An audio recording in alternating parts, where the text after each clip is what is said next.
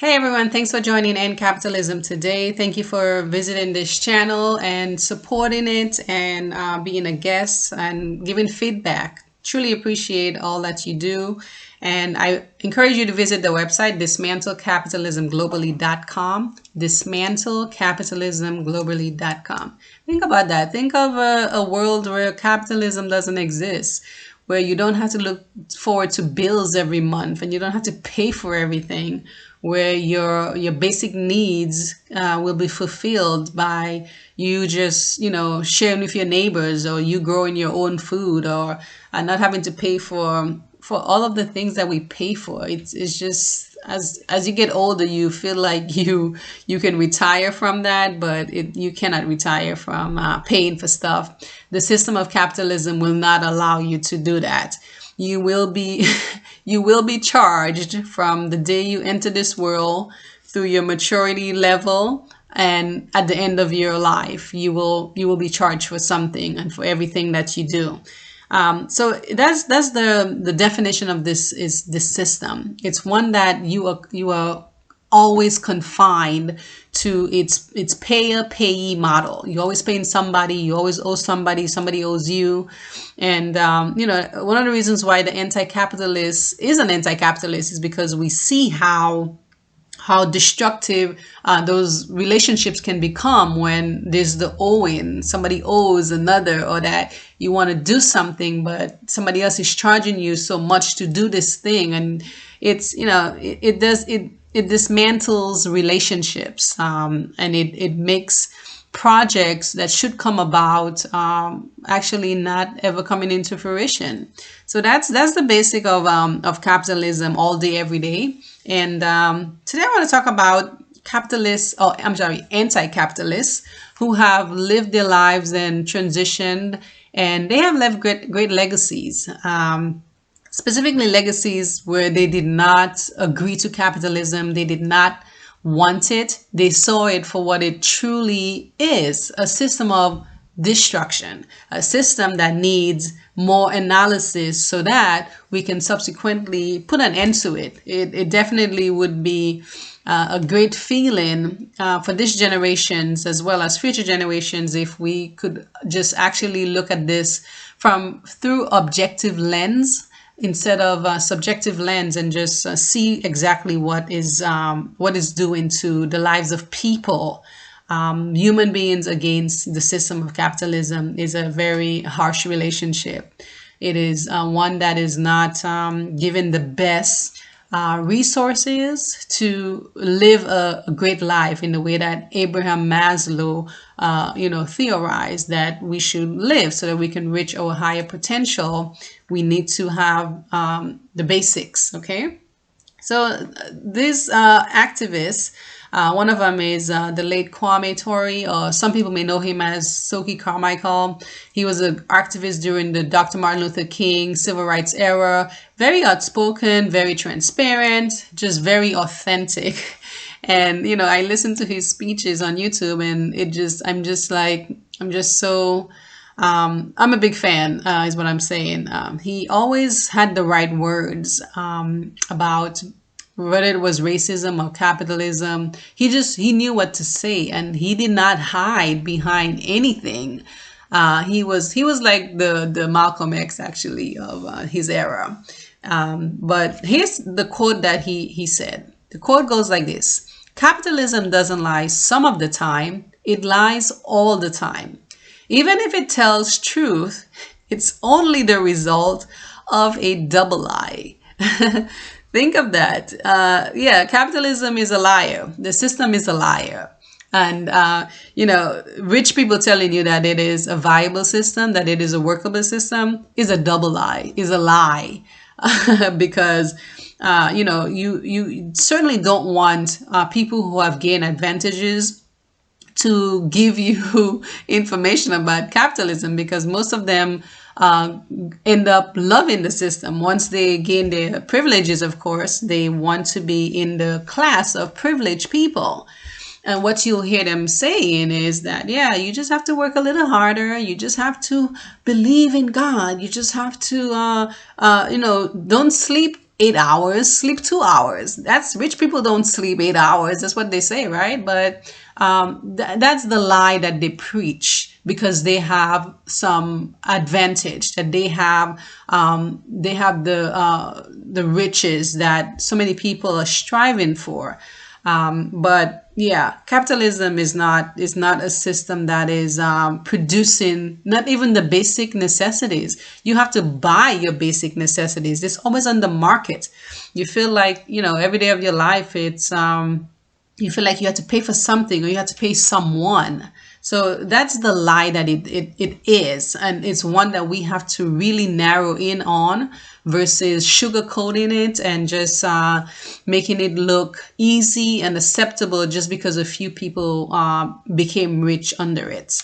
Another activist that I am very fond of was the late Dorothy Day. She was a Catholic nun, very strong communist enthusiast. She was strong about it. And Dorothy said two quotes that I always love about her, and I want to read both of those quotes today. One of them is this: "Our problems stem from our acceptance of this filthy, rotten system. We have accepted capitalism as consumers and laborers, as workers. Unfortunately, the problems that we have is because we have accepted it. We are enablers of it. We vote for it. So yeah, we are creating the problems, though we may think that it is just the venture capitalists and the elected officials who are doing so.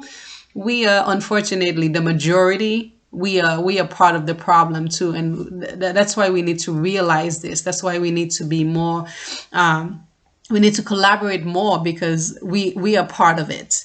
Another one she said is, quote, "What we would like to do is change the world.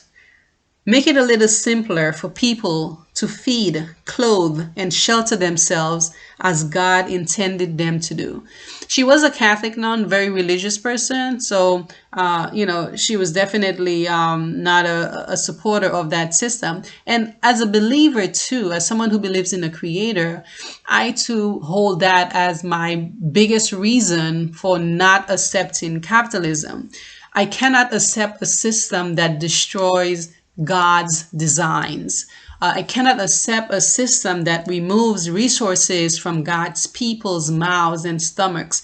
And, because human beings have created that system and, they are causing the destruction in the lives of people. So I like that quote because, she was saying, yeah, as believers, you certainly cannot accept the system. You can never believe that God would want a system like that in place.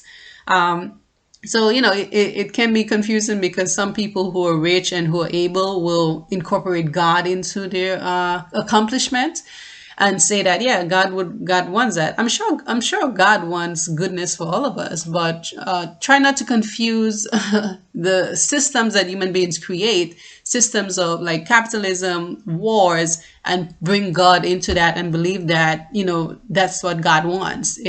We cannot believe that God wants us in wars and that God wants us to be competing with people because that's what capitalism does. It makes us compete with one another.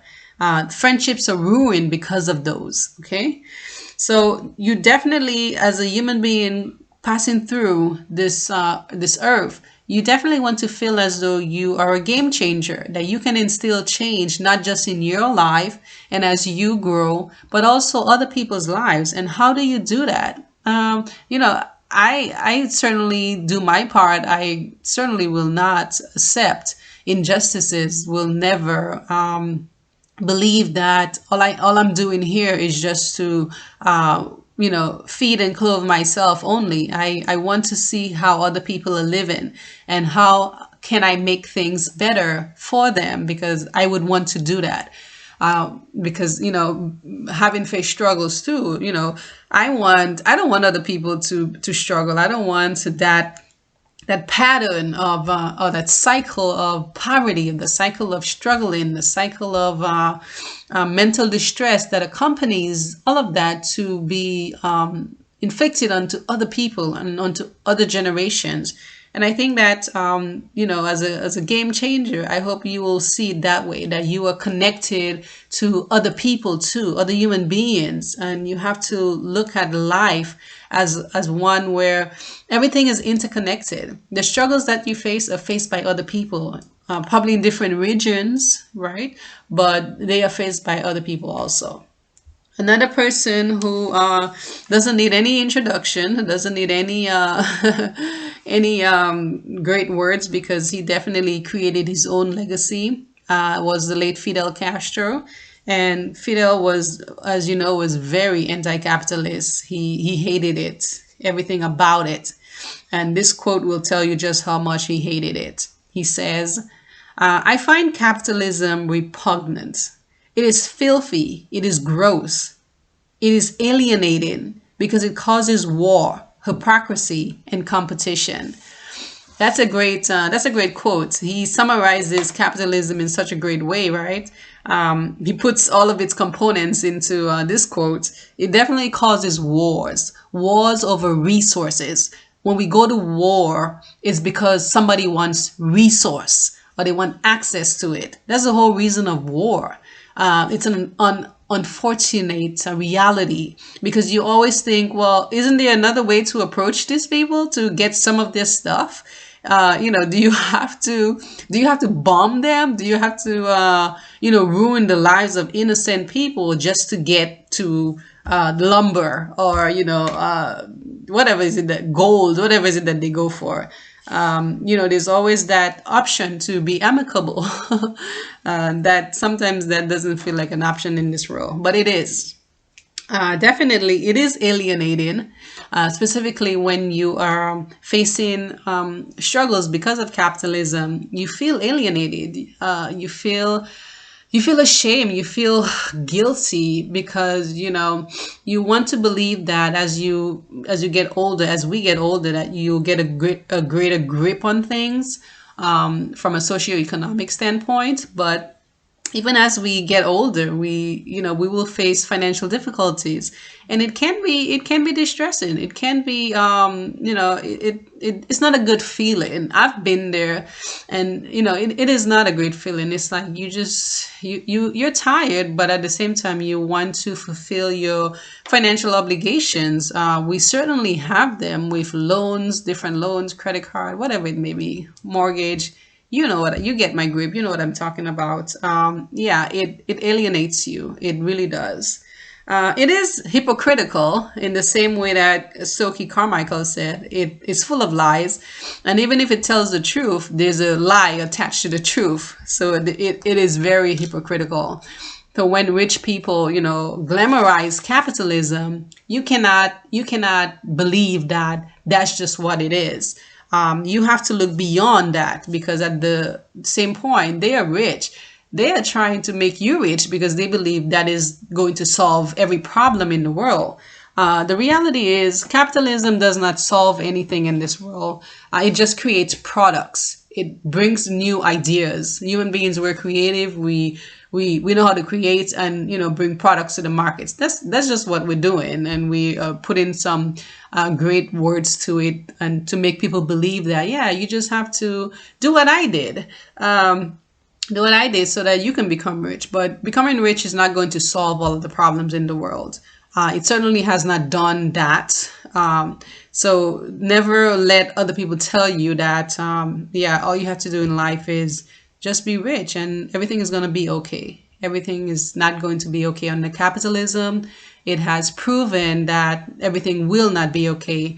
And we have to just look at it in realistic, in a realistic way, in the way that it is unfolding, versus sugarcoating and embellishing capitalism, to make it more attractive and lucrative. Thank you for joining, and I hope to have you again in my audience.